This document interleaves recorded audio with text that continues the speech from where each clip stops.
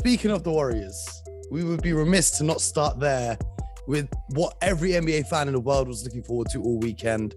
What every sports fan was looking forward to all weekend. No, it's not the NFL. We're talking about Klay Thompson making his return to the Golden State Warriors. Now, BJ, I know you were extremely excited about this. Oh, what stood out to you?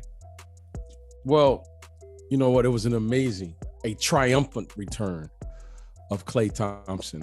And you can see the joy that his teammates, in particular, Steph Curry, Draymond Green, Andre Iguodala, and let's not forget the Warriors fans, the fan base. The building was electric. Klay did not disappoint. He comes out and makes his first shot. He has a slam dunk. He's making threes. And shall we dare say, Klay is back in the building. Now, someone somewhere must be working on a little remix of Forgot About Dre, because it seems like the league forgot about Klay and everything he can do. Ethan, on our last episode on Friday, we spoke about Klay Thompson's return, and I mentioned one of the notes from your book where you spoke about how much Klay had an affection for a certain breakfast in Memphis on the road, and he'd be in the shoot around just thinking about omelets. From your standpoint, having been around that team so much and been around Klay Thompson so much, what were you expecting before last night's game in terms of Klay Thompson making his return? I thought it would be harder. I mean, I know he missed some shots in the mid-range, but his movement was just way better than I thought it would be. And I don't think he needs to be the same guy necessarily that he was, but damn if he didn't look like it at times. And some of the rhythm on the three-pointers, that hanging fadeaway that he did. And it reminded of how when he got hurt, I mean, he got hurt. When he got hurt, it was the peak of what he was doing as a basketball player in that finals. And it looked like he just picked up where he left off when he got, I think it was Jared Allen on the switch that off the dribble for the dunk. I mean, those handles, he did not have those handles when he entered the league. He had to really develop that. And he was always a hard worker. And I remember Dan Martinez, who was second in command in Warriors PR, would say on Media Day, Media Day, for those who don't know, it's like the first day of school. It's the first day of training camp. All the media's there. The players show up. And the players, they do their photographs. They're in their jerseys. But they're not there for a practice. They're there for the press conferences. But every Media Day, Klay would walk over and he would grab a basketball because it happens on the practice court, and he would turn it into a shooting session. None of the other players did that. That was just Klay. I mean, basketball, that's his lodestar. That's the thing he likes to fixate on, to the exclusion of a lot of other things. And what Mo was saying, I mean, he is like that, where in Memphis, he has that omelet he likes. And one of the assistant coaches was saying that all he's thinking about is omelet, omelet, omelet. And sometimes all he's thinking about is basketball, basketball, basketball. And that's why people love him. They love him. They love him even though he does things that would piss other people off. It's endearing when he does it. I read this article by Scott Cacciola in the New York Times that Klay got a boat because he needed to do something because he didn't have basketball in his life. And he didn't even know anything about where you're supposed to park the boat. He was just parking the boat in people's boat parking spaces or whatever they're called until somebody had to pull him aside and say, dude, you've got to actually, you need to know there are designated places on San Francisco Harbor, some of the most expensive real estate in the world. You can't just roll up with your boat, park it on the beach and get out like that. That's not how it works. And if somebody else does this, maybe we say, oh, this guy is a jerk. But with Klay, everybody knows there's a purity to it. Everybody knows it's because his mind is on other things. And man, that guy really resonates in this area. So it was a very nice moment to see. Someone was asking me before the game, what would I do? What would I say if he came out and didn't make a shot? And I said, listen, if Klay Thompson comes out tonight and doesn't make a shot, no one's going to be mad at him. No one's going to be firing off hot takes like they would have if Kyrie Irving had returned last week and not made a shot, because Klay is just beloved by all. We all see his Instagram stories just chilling on the boat when he took James Wiseman out on the water and was giving him some advice. That was such a wholesome moment. But what stood out to me really from last night was the fact that Steve Kerr just said straight up, Klay starting. And then they open up the game with Klay curling off a pin down and going into the paint to get a bucket. Now, BJ, we spoke about last week, once you had an injury, the confidence in your joints, your legs, your ankles, your knees, etc. Klay looked completely confident. the other thing I loved, he looked completely in sync with all of his teammates, bearing in mind how different this squad looks to the team that he left, a couple seasons ago. It's been 941 days since he was last on the NBA court. Ooh. So, having been out for such a long period of time, the team has changed, the personnel has changed, everything around the squad has changed. I spoke to my guy, Chris Thomas, one of the skill development coaches around the league last night. I said, we were just speaking about the league in general yesterday. I said, who'd you like for the West? Because we were speaking about Phoenix and we were speaking about the Lakers. And he said, listen, all depends on Klay. If Klay comes back and looks nice, I'm rocking with the Golden State Warriors. So do you think at this point in time, BJ, that the Golden State Warriors now have to be favorites, given that that was game one of Klay Thompson's return, and it surely should just go up and up after this? Well, guys, we have to assume that there was a lot of adrenaline in the building, and we want to see how Klay is going to return on day two. And tonight, there wasn't going to be anything. A pack of wolves, a hurricane was going to stop Klay Thompson to getting to that court. And it showed. I mean, the excitement was there. The adrenaline was there. He comes out to a standing ovation. He makes his, how about this, guys? Your first play, and you haven't played in over 2 years, and the coach designs the first play for Klay Thompson to come out, and he does what Klay Thompson does. I was just really surprised of how much confidence the guys were giving him for what he's been able to do and overcome. And you can see they were looking for him. You can see that they were going to maximize his 20 minutes on the court. You can see that they were going to incorporate him, and they wanted to make him feel comfortable. I mean, it started right from the tip. I mean, Draymond Green couldn't even play, but he wanted to start with Klay and Steph. You can see what Steph was doing and cheering for Klay every time he did anything. And he, look, as a shooter myself, or an ex-shooter, I mean, the guy gets up 18 shots. I know you still got it on you. I know you still got it on you. Don't even say ex-shooter. I know you still got it on you. The guy gets up 18. He gets up, wait a minute. I just want to say it. He gets up 18 shots. That to me was like, he still got it, guys. He still got it. I'm not trying to kiss BJ's ass over here, but I do think you're an underrated shooter. I do think you're somebody where I don't know if people really know about it. And I was recently watching, I'm wondering, did you do a lot of those pin downs? Because let's talk about that pin down that they started off. Because I remember you shot a lot of mid-range back in the day. That pin down, I think that's a really important play for them. I think it's very important that in between mid-range, I know mid-range isn't the shot you necessarily want, but they operate out of that. It's important for the rhythm of their offense that they can do that.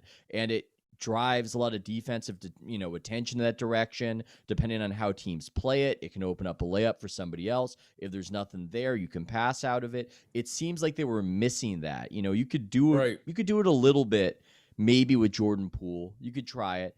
But it's not Klay Thompson. It's not Klay Thompson off that pin down. And I don't know how good Klay is going to be. I don't know if he's going to be exactly who he was.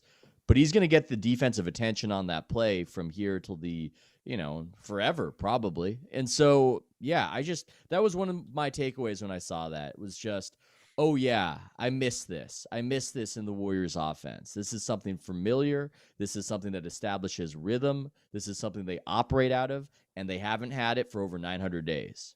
There was a play where, I've seen Steph. He came up to set a screen. Klay came up to set a screen for Steph. He kind of ghost screens him with the slide screen where he hits the side. Steph hits him with a pass. Then Klay just goes off the dribble. And that's when he hit that really nice kind of almost fading away mid-range jump shot going towards the baseline. And then a couple of possessions later, Klay gets the ball at the top and he realizes it's Lauri Markkanen guarding him.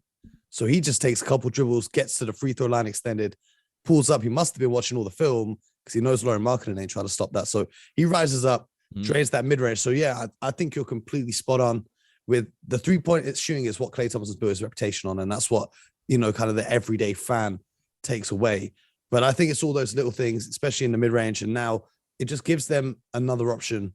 And I think what's going to happen now is Steph Curry, since he broke that 3-point record, has been getting so much more attention from defenses that he's, some people have been saying he's been in a bit of a slump and his shooting percentage has gone down over the last couple of weeks. But now having Klay Thompson back out there on the court is going to give Steph a little more freedom and a little bit less attention from the defense, because other teams are now more worried about this whole new monster that they got to deal with in headband Klay. Mm-hmm. I think also in transition, transition Right. is when he really scares teams. And it's that transition 3 that very much terrifies them. And I think that's just going to open up.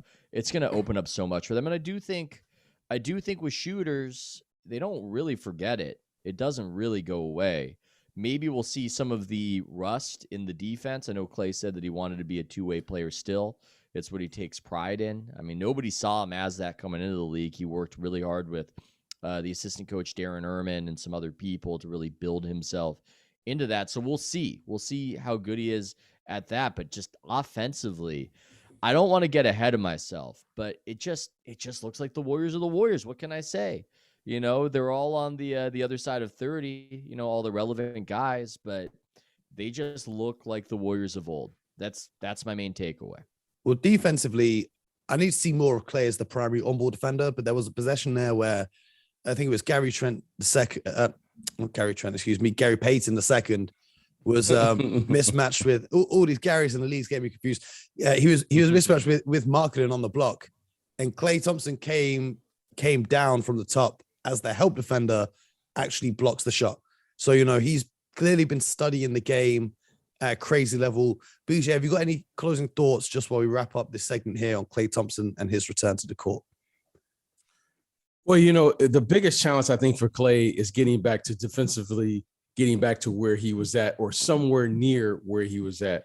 And the reason being is because if there's going to be one difficult part about coming back is your reaction time. There's nothing you can, really train for other than getting back to the speed and pace of the game. I think they play, the Memphis Grizzlies coming up. There's nothing you can do, guys, to get ready for Ja Morant. Okay. There's nothing you can do to get ready for the speed and quickness of the game. This was a nice game for him. I thought he did some great things. I love his aggressiveness and the fact that, I've had some injuries myself. I've had like 6 knee surgeries, never an ACL. But when you have an injury like that, he's had 2 significant injuries, you feel off balance. And the thing I was looking for was to see how comfortable he was and how much did he trust his legs. And guys, he looked fantastic. He was great. I mean, he went up, tried to dunk it. He was out there moving, playing defense. And the thing that I love most is he wanted to get physical tonight. He wanted to feel the bumping of the bodies. I'm sure he's tired of training. I'm sure he's tired of doing all the one-on-one drills. And it was good for him to be back in the locker room and get back to some real game action. So I was pleased. It was great. The league was in tune. You can see all the guys were tweeting him and Instagram and the fan base. I can't speak enough about the fans. I thought they were just fabulous tonight. Even in our house, we got up and we clapped. And so it was just great for him, and I'm really excited to see now. Now I've really piqued my interest because they already were a great defensive team. I believe they were the number 1 defensive team currently now in the NBA. And then you get Klay back, who we know is an all NBA defender. And then they get James Wiseman back. So Steve Kerr has probably the most difficult job now is how to get all these guys on the court. And when you say he's 12 deep, literally the Warriors right now are 12 deep with really good players. And they look fantastic tonight if they can continue to build on what we saw from Klay Thompson in game 1. It's interesting you talk about the fans because, of course, Klay is playing in front of a completely different crowd. Last time out, it was at the Oracle Arena. Now the Warriors have a new home at the Chase Center. Just before we move on, Ethan, from your perspective, Draymond Green spoke about on his podcast making the Chase Center their new home for the Golden State Warriors, and he realized that they have to build the atmosphere and the culture inside the arena with the fans back up. From your perspective, having been at Oracle so many times, now looking in, maybe as more of an outsider now rather than being an insider as before, how much of that home field do you think there currently is in the Chase Center, and how much is there still to go? Yeah, I think that it's probably this year with how good the Warriors are and just talking to people, one of the best environments in the NBA. I mean, we might get into more general issues of the NBA The various variants, I think, have crushed attendance. And that's why when you're skipping around on League Pass, maybe you see a lot of empty seats when you look around the league, especially in some of the smaller markets. I don't think you're really seeing that at Chase Center. So relatively, I think it's right up there, right?